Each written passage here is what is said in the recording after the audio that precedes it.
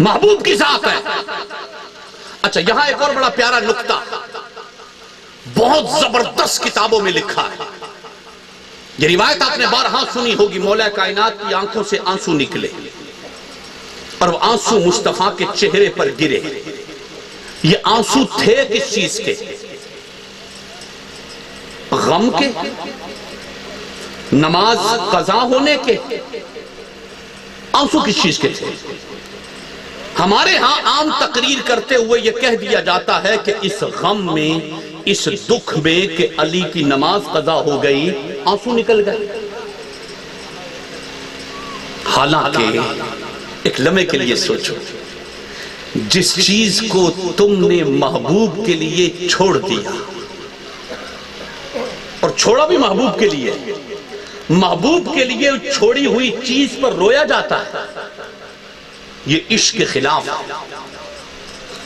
اللہ کرے میرا یہ جملہ سمجھ میں آ جائے، جو چیز بندہ محبوب کے لیے چھوڑے، محبوب کے لیے چھوڑی جو چیز، ان چیزوں پر رویا نہیں جاتا، بلکہ ناز کیا جاتا ہے کہ مصطفیٰ کے لیے میں نے یہ چھوڑ دیا۔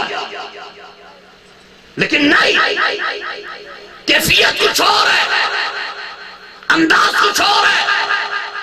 مولا کائنات کی آنکھوں سے آنسو اس غم میں نہیں نکلے، اس غم میں نہیں نکلے کہ نماز نکل گئی۔ کیوں؟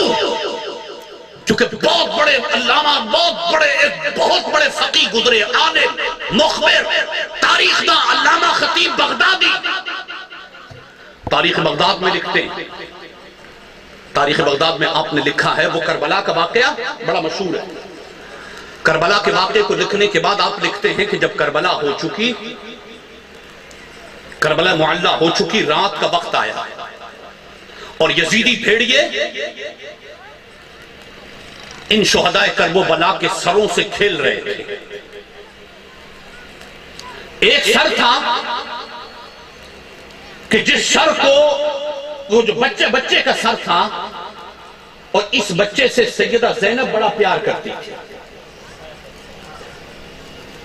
اس بچے کا سر جب آیا نا، سامنے لوگ یزیدی بھیڑیے اس سر سے، بچے کے سر سے کھیل رہے ہیں، تو سیدہ زینب کی ایک چیخ نکلی۔ تو یزیدیوں میں سے کسی نے کہا کہ یہ جو بچے کا سر ہے یہ زینب کو دے دو، یہ اس کو دے دو، بڑا پیار کرتی تھی اس بچے سے۔ یزیدیوں نے وہ سر سیدہ زینب کی گود میں ڈال دیا۔ سیدہ زینب نے وہ سر پکڑ کے واپس پھینک دیا اور ایک جملہ لکھا جو تاریخ بغداد میں علامہ خطیب بغدادی نے لکھا ہے۔ سیدہ زینب نے جملہ لکھا، کہا کہ جو چیز ہم اللہ کے نام پہ دے دیں وہ کبھی واپس نہیں لیتے، جو چیز ہم اللہ کے نام پہ دے دیں وہ واپس نہیں لیتے۔ علی نے نماز قربان کی تھی نبی کے لیے، علی نے نماز قضا کی تھی نبی کے لیے، تو یہ جو آنسو تھے یہ آنسو غم کے نہیں تھے۔ علامہ طیبی بہت بڑے عالم گزرے ہیں، انہوں نے لکھا تفسیر کے ساتھ، فرمایا جب مدینے میں آ گئے، مولا کائنات سے انس بن مالک نے پوچھا کیا ہوا تھا، کہ یہ ہوا تھا، یہ ہوا تھا، یہ ہوا تھا۔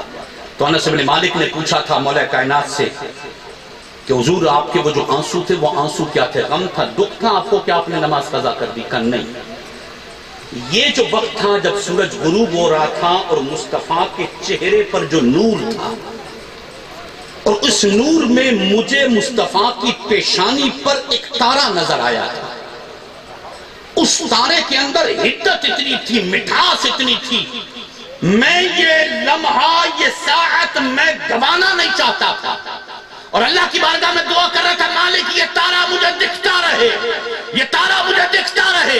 جیسے سورج غروب ہوا وہ تارا محبوب کی پیشانی سے غائب ہوا، وہ جو تارا میری نگاہوں سے اوجھل ہوا۔ علی کہتے ہیں مجھے آنسو آ گئے میری آنکھوں میں، مالک یہ تارا تو میں نے پہلے کبھی مصطفیٰ کی پیشانی پہ نہیں دیکھا تھا، یہ تارا آج دکھایا ہے۔ صبح ہوئی، مولا کائنات انس بن مالک محبوب کی بارگاہ میں جاتے، عرض کرتے یا رسول اللہ کیا آپ کے چہرے پر، آپ کی پیشانی پر تارا ہے؟ مولا کائنات کہتے علی تمہیں مبارک ہو، اس رات جو تم نے دیکھا تھا یہ وہ تارا تھا کہ اللہ مومن کے علاوہ یہ تارا کسی کو دکھاتا نہیں ہے۔